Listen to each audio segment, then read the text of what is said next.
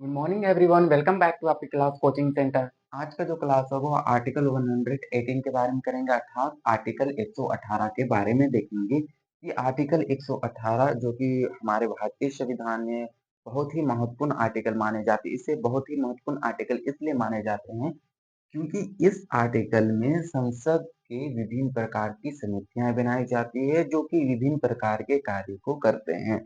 समझ आ गया? तो आपको इससे आर्टिकल 118 क्या कहता है कि यहाँ पे संसद की समिति के बारे में बताता है कि संसद में समिति बनते हैं। समिति क्यों बनाए जाएंगे? क्योंकि एक अकेले थोड़ी ना लोकसभा अध्यक्ष का अकेले किसी भी कार्य को कर सकते हैं, नहीं कर सकते हैं। इसलिए विभिन्न प्रकार की समितियां बनाई जाती है जो कि अलग-अलग कार्य को करती है। तो उसी की चर्चा आर्टिकल 118 अर्थात 118 में दिया गया है। जिसमें से हम कहते हैं कि संसदीय समितियां का गठन करने का श्रेय किन्हें जाता है? अध्यक्ष महोदय को जाता है। अध्यक्ष जो महोदय होते हैं वो क्या करते हैं? संसद के समितियां का गठन करते हैं, विभिन्न प्रकार की समिति के संसद गठन करते हैं। ठीक है, तो मुख्यतः दो प्रकार के समिति होते हैं, एक होते हैं हमारा अस्थायी समिति और एक होता है अस्थायी समिति। अस्थायी समिति क्या होते हैं? तो अस्थायी समिति जो होते हैं वो कुछ समय के लिए बनाए जाते हैं, लेकिन अस्थायी समिति होता है वो हमेशा के लिए रहता है। अस्थायी समिति की बात की जाए वो हमेशा रहता है। ठीक है, देखिए राज्यसभा अस्थायी सदन होता है, हमेशा होते हैं। और एक मान के चलिए कि लोकसभा अस्थायी होते हैं कि हमसे एक बार होते हैं उसके बाद क्या होते हैं वो चल भी जाते हैं। ठीक है, एक तरह से अप्रकार के समितियां भी बनाए जाते हैं। ठीक है,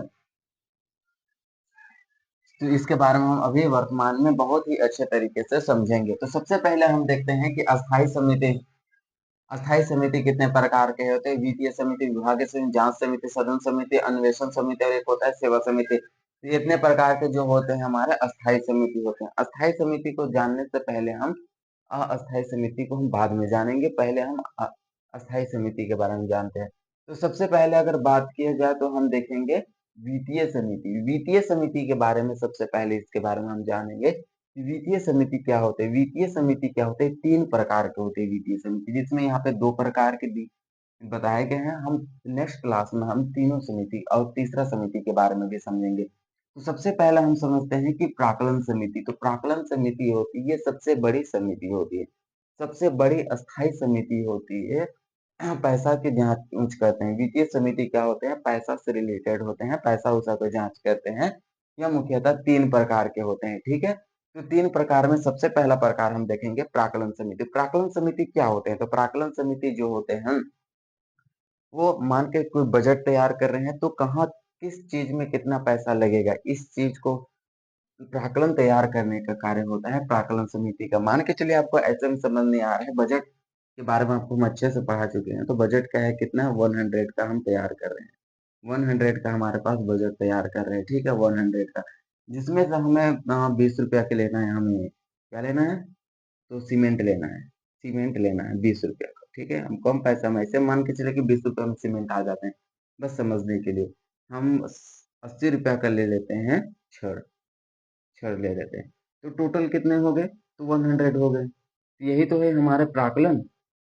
प्राक्कलन यही तो हमारे प्राक्कलन हो गए कि इतने सभी चीज को अलग अलग वस्तुओं में कितना पैसा लगेंगे, कितने पैसा नहीं लगेंगे, उसका पता करना ही हमको क्या कहते हैं, वो प्राक्कलन समिति के अंतर्गत आता है। तो यही चीज को करने का कार्य कौन करती है? प्राक्कलन समिति का कार्य होता है ये सब के करने के लिए। इसीलिए इसमें लोकसभा को ही केवल शक्ति प्राप्त है।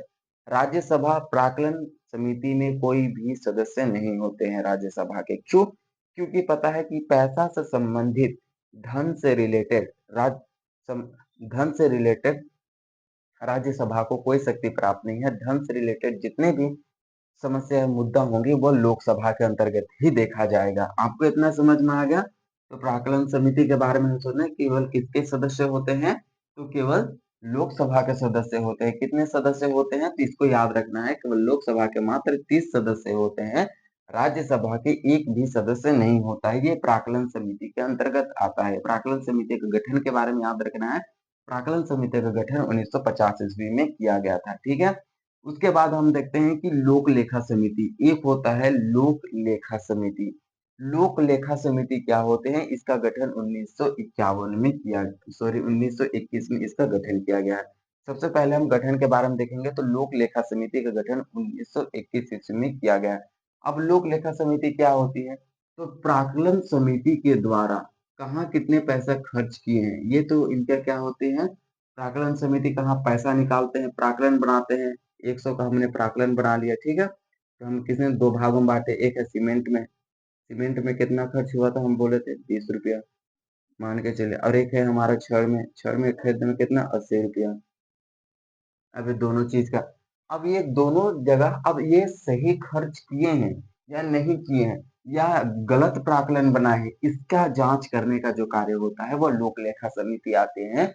लोक लेखा समिति जो होती है वह प्राकलन समिति के जांच करती है कि कहाँ पे आप कितना पैसा खर्च किए हैं, कौन से वस्तु में लगाए हैं, नहीं लगाए हैं, इस सभी का जांच करने का कार्य होता है लोक लेखा समिति के होते हैं। लोक लेखा समिति में लोकसभा और राज्यसभा दोनों को शक्ति प्राप्त होती है। अगर बात किया जाए लोक लेखा समिति में, तो लोक लेखा समिति में राज्यसभा और लोकसभा दोनों को एकदम समान शक्ति प्राप्त होती है। परंतु होते क्या है कि राज्यसभा में जनसंख्या कम है, इसलिए इसके सदस्य कम होते हैं। लोकसभा में जनसंख्या अधिक है, इसलिए इसके सदस्य अधिक होते हैं। लोकसभा कितने सदस्य होते हैं?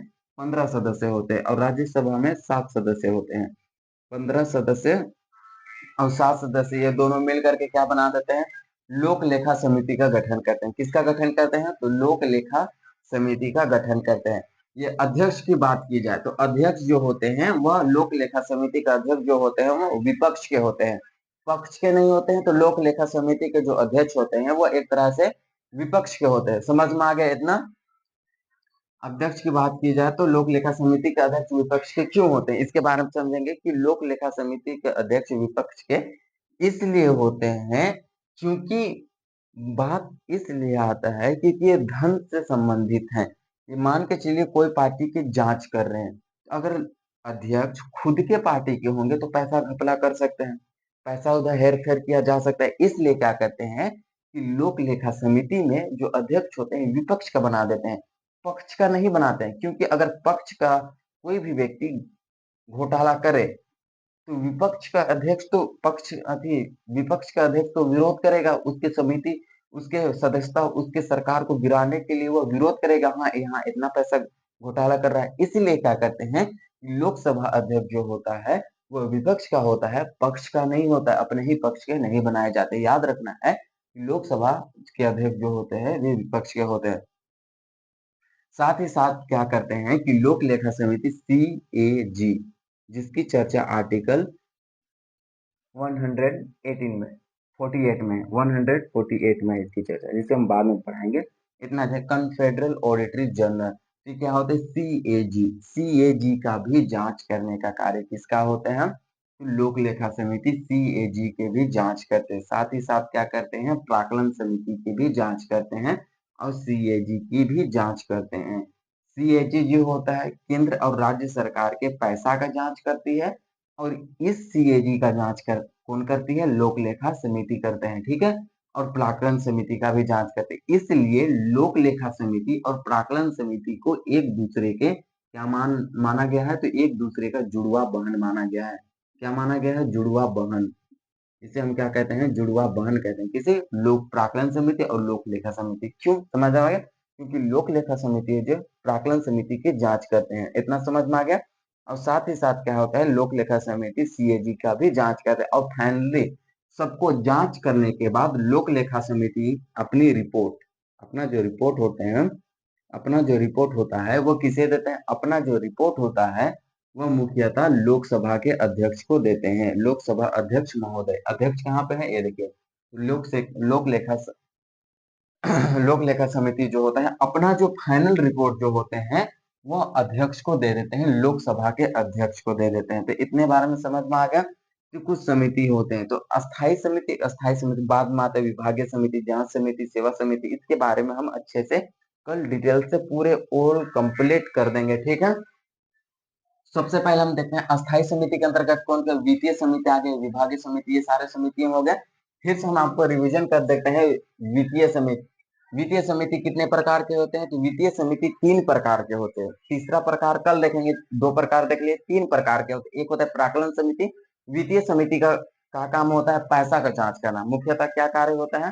तो पैसे के जाँच करने होते हैं, जिसमें हम देखते हैं प्राक्कलन समिति और एक होता है लोक लेखा समिति और एक होता है लोक उपकरण समिति होती है, जिसके बारे में हम कल समझेंगे। तो सबसे पहले प्राक्कलन समिति का कार्य क्या होता है कि बजट जो पैसा निकलता है, उसका कहाँ-कहाँ लगाए जाएँगे, कहाँ नहीं लगाए जाएँगे, उसके जाँच प्राक्कलन समिति गठन 1950 ईस्वी में किया गया है। केवल इसमें लोकसभा के सदस्य होते हैं, 30 सदस्य होते हैं, राज्यसभा के एक भी सदस्य नहीं होता है। बात आता है लोक लेखा समिति। लोक लेखा समिति इसका गठन 1921 ईस्वी में किया गया। लोक लेखा समिति जो होता है वो प्राक्कलन समिति पैसे की जाँच करती है। प्राक्कलन समिति कहाँ पे पैसा खर्च किए, कहाँ नहीं किए, उसकी जाँच लोक लेखा समिति करता है। इसलिए क्या होते हैं कि लोक लेखा समिति और प्राक्कलन समिति एक दूसरे को जुड़वा बहन कहा जाता है, ठीक है? लोक लेखा समिति क्या होते हैं? ये सीएजी की रिपोर्ट की भी जाँच करते हैं और लोक लेखा समिति का अध्यक्ष विपक्ष का बनाया जाता है, पक्ष का नहीं बनाया जाता है। ये सब आपको याद रखना है, ये ऐसे क्वेश्चन पूछे जाते हैं एसएससीजीडी में आता है और अंतिम रिपोर्ट लोक लेखा समिति अंतिम रिपोर्ट किसको देता है? अपना रिपोर्ट जो होते हैं वो लोकसभा अध्यक्ष को सौंप देता है। लोकसभा अध्यक्ष महोदय लीजिए अपनी रिपोर्ट। लोक लेखा समिति में टोटल कितने सदस्य होते हैं? तो 22 सदस्य होते हैं, जिसमें लोकसभा के ज़्यादा होते हैं 15 और राज्यसभा के 7 सदस्य होते हैं। इतना समझ में आ गया? बाकी बात के हम अस्थायी समिति के बारे में कल समझेंगे बहुत ही अच्छे से डिटेल से और सारी समितियाँ कल समाप्त कर देंगे, ठीक है? तो आर्टिकल 118 में समितियाँ समाप्त करके हम फिर आगे विभिन्न प्रकार के प्रस्ताव लाए जाते हैं, जिसकी चर्चा आर्टिकल 118 में ही है, उसके बारे में ही समझेंगे। तो इस क्लास को हम यहीं तक रोकते हैं। धन्यवाद, थैंक यू। फिर हम नेक्स्ट क्लास में फिर मिलते हैं।